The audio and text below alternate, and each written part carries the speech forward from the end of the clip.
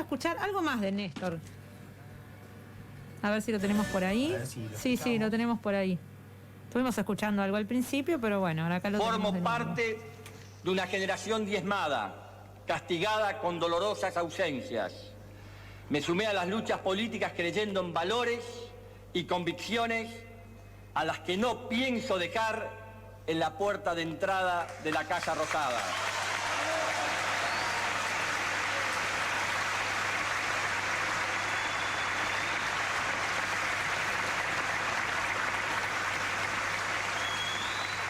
No creo en el axioma de que cuando se gobierna se cambia convicción por pragmatismo. Eso constituye en verdad un ejercicio de hipocresía y cinismo. Soñé toda mi vida que nuestro país se podía cambiar para bien. Llegamos sin rencores, pero con memoria. Memoria no solo de los errores y horrores del otro, sino también es memoria sobre nuestras propias equivocaciones.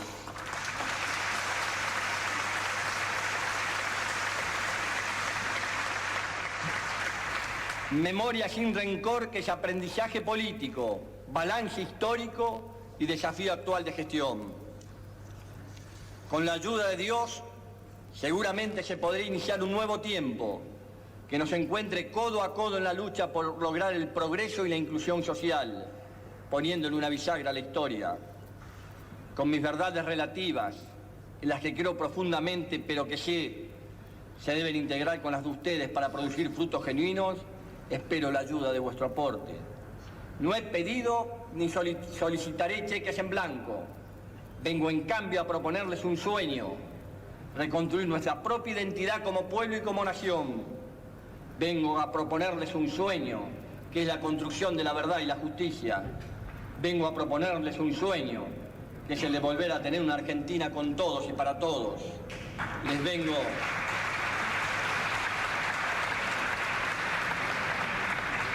a proponer que recordemos los sueños de nuestros patriotas fundadores y de nuestros abuelos inmigrantes y de pioneros, de nuestra generación que puso todo y dejó todo, pensando en un país de iguales.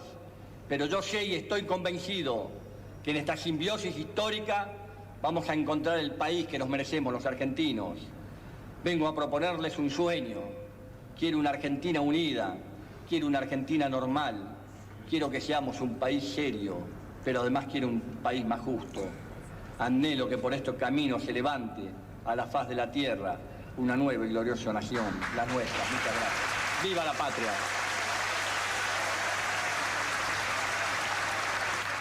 La verdad, escucho es el discurso tan memorable de aquel 25 de mayo del 2003, ¿no? Cuando, bueno, asume Néstor Kirchner y bueno, y nos viene esto, proponer un sueño, ¿no? Como lo dice, y que uno, justamente que el editorial del día de hoy también fue la antipolítica, el fantasma de la antipolítica, y pensar que en esos tiempos, yo en el momento que escuchaba esto, bueno, en ese entonces yo empecemos tantos años atrás, tendría 20 años, y uno venía con un sentimiento fuerte de antipolítica, ¿no? Sí. Fuera que yo militaba en ese entonces, y de todas maneras era esto de decir, de no creer nada. Yo la verdad no le creía nada. El típico era uno que más. se vayan todos. Claro, fue el típico que se vayan todos. Bolsa. Bueno, vos eras, ¿no? Yo tendría 3 años. Claro, ¿no? Eras muy pequeño. Yo tenía ya 15. Claro. ¿Y vos cómo viviste todo? Estaba en Loma de Zamora, en aquella época de los saqueos. Sí. Y estábamos mirando, se miraba todo el día América TV, recuerdo. Sí, programas después de hora, todos esos programas que condicionaban bastante la opinión pública. Y nada, desde ese momento yo ya sentía que quería estudiar economía y que algo con la comunicación iba a hacer. Vos estudiás economía, claro, economía y derecho, ¿no? Aparte de la comunicación. Además de ser técnico de comunicación. Economía en la UBA. Y fue un momento bisagra el 2003. Porque ¿le creías, viste algo en Néstor o no te importaba mucho la política? No, lo hablé con una profesora de secundaria, recuerdo, tenía 18 años y hablé con una profe de que veía en Néstor algo diferente. De que, bueno, nada, eso. Bueno, si bien generacionalmente no tuve la oportunidad de vivirlo, sí hice una tarea muy importante en cuanto a revisionismo histórico.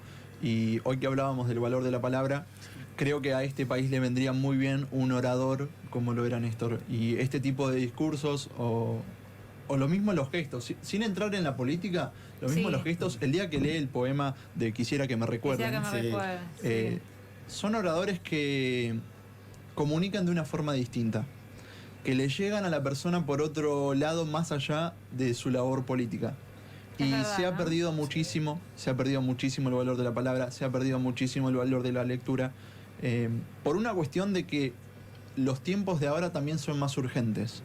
Se necesita todo más rápido, uno busca informarse de una manera más rápida, pero a su vez se vuelve muy impersonal, se vuelve poco representativo, y ahí es donde caemos en la no política, donde caemos en el falso discurso que hablábamos hoy, de dejar de confiar tanto en lo que es el Estado, en la función que cumple, en el rol del gobierno. Néstor tenía esa paternalidad, ¿no? A la hora de hablar, parecía un padre cuando hablaba. Sí, es verdad. Y justamente también que justo y hablando de padres, que Néstor cumplía el 25 de febrero, un día como ayer, también cumple José de San Martín, digamos, ¿no? Y vos fíjate lo que son fecha, ¿no? fechas emblemáticas, el padre de la patria, digamos, no hace falta decir mucho sobre José de San Martín, pero digo, Néstor, en ese sentido, continuó una línea de grandes oradores, pero también de políticos que hicieron la diferencia, que se la jugaron por hacer algo diferente. Pues no solamente por ahí puede ser un excelente orador, pero quizá todo lo que decís no lo podés cumplir, entonces...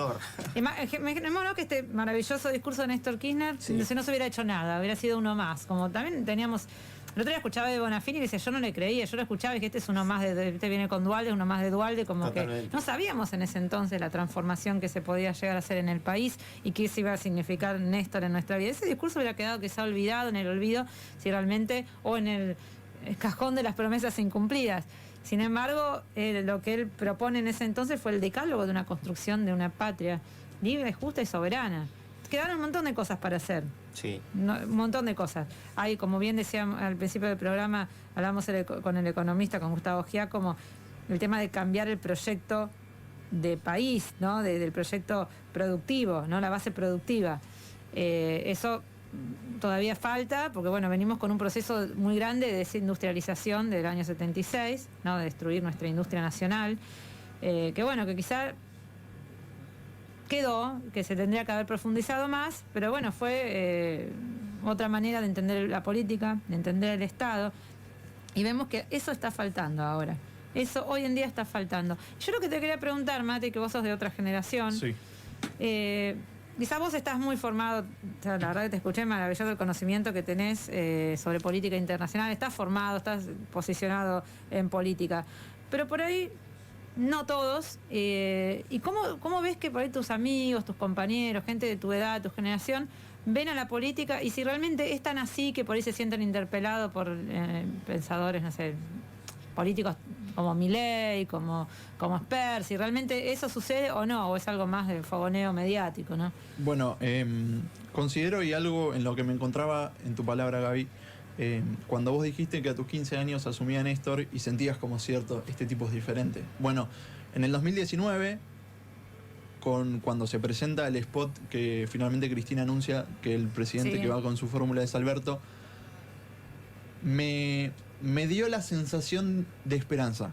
Creo que la palabra es esperanza. Si bien en el secundario era completamente... viva la joda, sinceramente, no teníamos idea de lo que pasaba en el país, no nos interesaba tampoco lo que pasaba.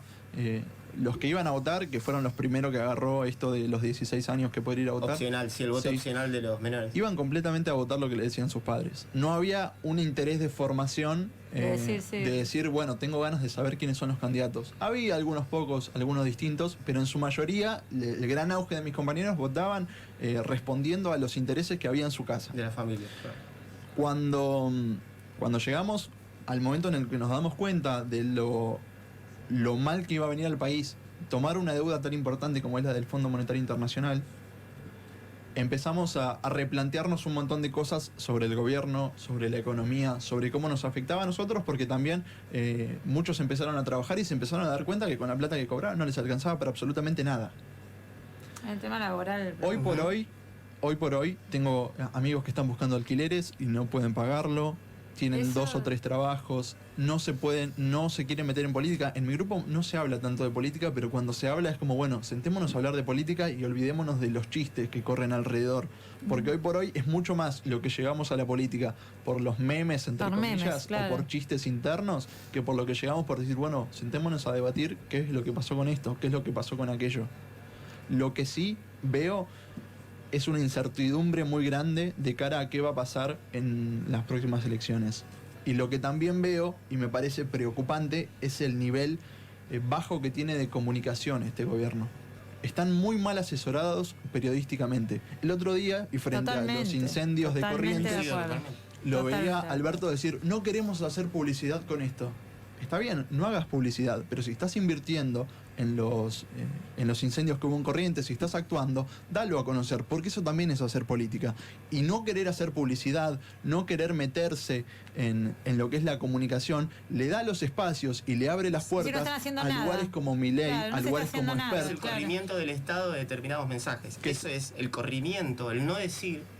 Es correrse. Porque por más que Milei, por más que Expert defiendan pensamientos con los cuales para mí la juventud no se identifica, para mí, sí tienen asesores, entre comillas, que saben cómo llegar a la juventud, porque hay muchos chicos jóvenes metidos con Milei y metidos con Expert. Totalmente. Y sería completamente negacionista en este momento hablar que Milei no representa una parte de la política, por lo menos en Cava. Hay que ver cómo llega el resto del país, que es completamente distinto. Hizo una muy buena elección en Cava. Sí, pero hablando de Cava, está completamente metido por una cuestión de que sabe cómo llegarle a las personas más jóvenes. Que actualmente por esto de despolitizar o sacar la publicidad o dejar de mostrar lo que hace el Estado, se están radicalizando completamente al otro plano. Al meterlo todos son lo mismo.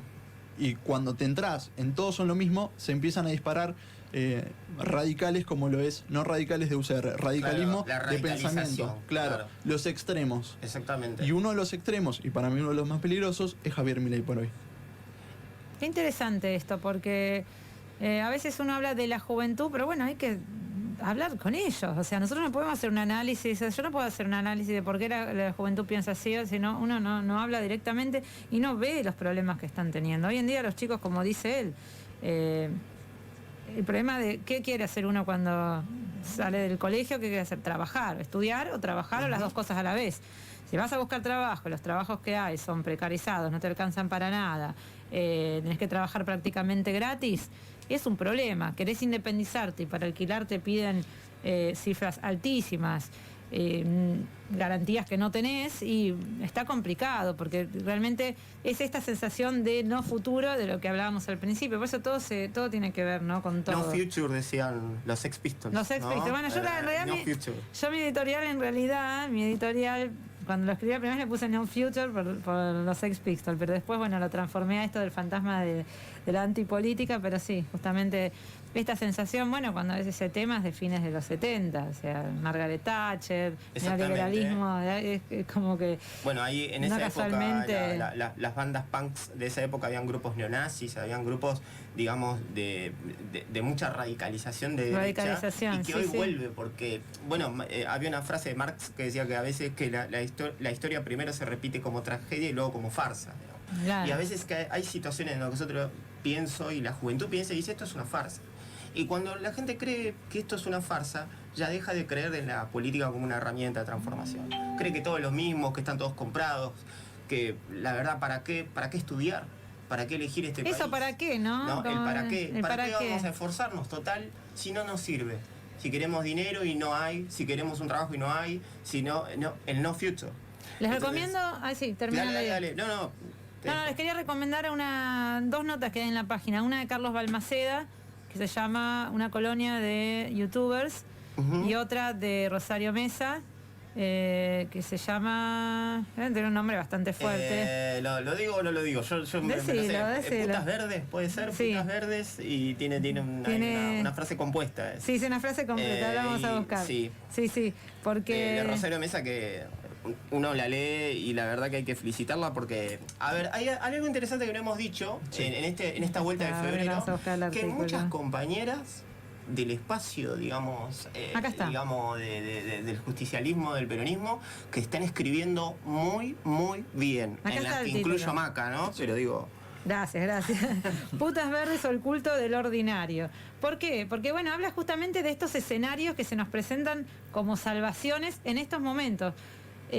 Por ejemplo, esto de las chicas famosas que publican sus fotos en espacios contenidos para adultos, ¿no? Que lo ponen, bueno, la verdad que necesitaba la plata y estoy ganando en dólares, por eso verdes, ¿no? Sí. Estoy ganando en dólares y la verdad que me recomienda, y por ahí son chicas que son actrices, no sé, famosas, comediantes, sí. número 1, pero que bueno, que acceden a eso porque con eso ganan bien. Esto de, el fenómeno de Elegante o Santi Maratea, youtubers, influencer, ¿qué son? ¿Qué es un influencer hoy en día? ¿Por qué ocupan lugares que por ahí podría ocupar un dirigente político? ¿Por qué Santi Maratea tiene esta cantidad de seguidores? ¿Por qué dicen que esto es mejor que...? Ahí te dejo a vos. Y vuelvo a ese punto. Que sos joven. Santi Maratea se puede hablar de Sí, influencer, youtuber. Son palabras que a priori suenan difíciles. Es un comunicador. Totalmente. Como vos, como yo, Tal como cual. cualquiera. Es un comunicador. ¿Qué comunica? Pero ¿cómo comunica? ¿Qué comunica? Comunica de una forma distinta a la cual los medios tradicionales, radio y televisión, aún no saben bien cómo llegar. Es un bicho raro. Santi Maratea... Hace algo que por ahí nosotros no logramos. Santi Maratea hasta No ayer logramos. trabajaba en Vorterix. Vorterix, una radio una con radio. streaming. Sí. Una radio con cámara. Una radio con cámara, Claro. como acá tenemos nuestro Sí. Facebook Live. Santi Maratea empezó a través de las colectas de dinero. Me acuerdo, había empezado con una chica que tenía una enfermedad, no recuerdo cuál, pero había empezado de esa forma. Se empezó a ganar cierta credibilidad. Sí. ¿Cómo lo hacía? Justamente haciendo publicidad con lo que él hacía. Mostrando todo el tiempo lo que él hacía, llevando adelante esta junta de dinero, pero mostrándolo en sus redes sociales, en Instagram, no sé si tiene Facebook, pero Twitter y demás. Ujú. Y son cosas a las cuales, por algún motivo, los medios tradicionales no saben o no quieren acceder, y evidentemente el gobierno tampoco. Si vos no publicitás a través de los mismos medios que tiene Santi Maratea, primero que jamás vas a llegar al público de Santi Maratea, que evidentemente es grande, por la cantidad de dinero que juntó, y tampoco vas a poder... ¿cómo decirlo? Hacer política, no sé si es la frase que busco, pero sí hacer llegar tu mensaje a la gente, que hoy por hoy es la que se empieza a despolitizar y empieza a desconfiar de la política gay en general. Como para sumarte, lo que vos estás queriendo decir, me parece, pienso, que a la comunicación pública, de la cual el Estado tiene que tener presencia, Sí. le faltan, me parece, dos características: audacia y astucia. Cosa que los otros comunicadores que nosotros estamos marcando Sí. son astutos y son audaces. Y la astucia y la audacia está en cómo le llegan a públicos nuevos.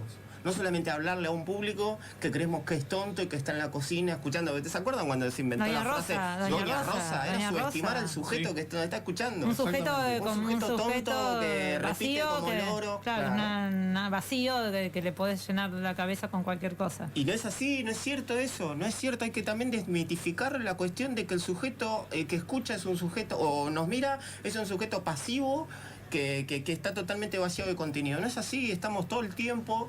Hoy nos comunicamos de infinidad de maneras y con diferentes plataformas. Entonces hay muchos públicos y ahí es donde digo que le falta astucia y audacia a la comunicación pública. Pero tenemos nosotros, nosotros a veces decimos, Sí. bueno, esto, no sé, cuando hacemos, por ejemplo, la difusión del programa, y acá, por ejemplo, no sé, nos dimos cuenta, estamos flojos en lo que es Twitter. Por ahí, Por porque es ejemplo, una nos falta plataforma. presencia A mí, ahí. por ejemplo, me Sí. cuesta usar Sí. Twitter, no es algo que no me logro adaptar.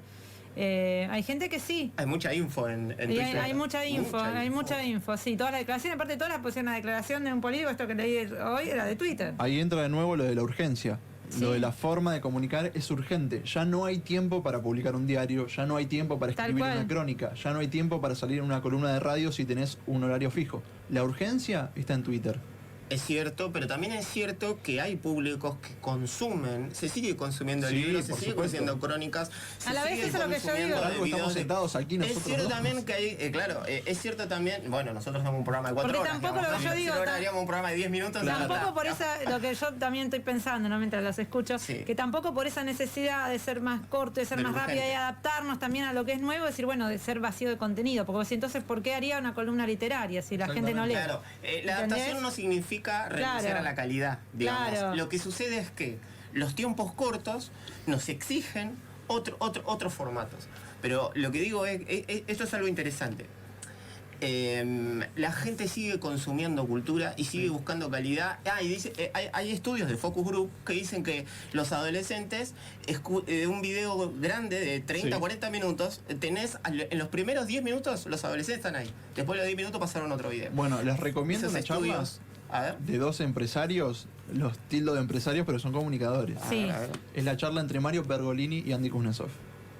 Esa charla es excelente porque empezás a entender, fue en el contexto de los 20 años del programa de Andy, lo invitaron a Mario, que era como el enemigo, pero en realidad no fue tan así, son dos empresarios que en la comunicación o en el mainstream argentino están muy presentes. No tan así en lo que es el interior y cómo se mueven los medios del interior, pero sí hablan mucho de qué es lo que se viene, cómo se viene y cómo hay que entender las comunicaciones venideras. Hay que entender una cosa. Se viene un cambio en estos próximos 10 años, la comunicación va a cambiar radicalmente, completamente. La radio se va a tener que transformar, la televisión se va a tener que transformar y la comunicación misma en general va a tener que mutar en formas distintas si quiere sobrevivir. Pero, ¿qué pasa? Llegar primero a los lugares nuevos también significa una cosa, que cuando vos llegas primero estás completamente solo. Totalmente. Y tenés que empezar a apostar y tenés que confiar en tu apuesta si lo que querés es triunfar en ese lugar al que estás llegando. Hoy por hoy está mutando mucho un montón de cosas y llegar primero cuesta porque el día que llegaste primero estás completamente solo, nadie te ve, no te va a escuchar nadie porque nadie conoce esa plataforma. Pero esas son las plataformas que van a empezar a venir y son las formas en las cuales los jóvenes de lo que estamos hablando y que ya empiezan a ser adultos se van a querer informar y van a querer creer o empezar a confiar en esa forma. Si la política, si todo lo que viene detrás, los medios no se meten en eso, van a quedar completamente relegados. Lo que me gustaría asomarte es que el Estado tiene que estar presente en la comunicación y pública, comunitaria, popular, y darle herramientas concretas a muchos espacios que queremos dar esa batalla cultural que es necesaria para no perder el acervo cultural que es desde el tango, pasando por el folclore, pasando por los chicos que se reciben en la universidad pública y no sabemos qué pasa, el desgranamiento de las universidades públicas. Hay que hablar muchas cuestiones. Pero como decís vos, queremos, tenemos compañeras re valiosas que están trabajando, y que uno les dice que te vamos a una entrevista, vamos, y querés escribimos y armamos todo eso, pero estamos dando una batalla con tenedores, esa es la realidad. Parecemos Don Quijote contra los molinos de viento. Exactamente, y no caer en el pensamiento de que los maratea, hablo en general, son enemigos de la política. Son herramientas. Son herramientas y hay que buscar la forma de que a través de ello puedan llegar un montón de cosas buenas como las que mencionas. Sí, yo lo que quiero agregar es que en el caso de Maca y otras voces otras voces web, donde hay muchas noticias, pienso que eso se está construyendo una cultura para no frivolizar los hechos que suceden. Y me parece que eso es necesario, de no decir, bueno, vamos a sumarnos a canonizar al muchacho, a los youtubers, o directamente a tirarles piedras. Digamos, me parece que hay que tener una mirada crítica y poner las cosas en su justo lugar. Y ahí es donde me parece que Maca... preguntarnos como lo hablamos el otro día, de no condenarlo, decir, bueno, es una porquería, no decir, bueno, a ver, ¿por qué sucede esto? ¿Por qué emerge esto? ¿Por qué esto se Ahora, ojo, transforma en vamos cultura? de agenda en agenda, de discusión en discusión y nunca discutimos lo fundamental, ¿no? O sea, también es eso. Exactamente, que es lo que dice él, que los jóvenes se encuentran sin futuro. Bueno, se nos está yendo ya el programa, no logramos la comunicación con el ICO, pero bueno, quedará, él siempre está, así que va a quedar, es algo que se va a poder dar.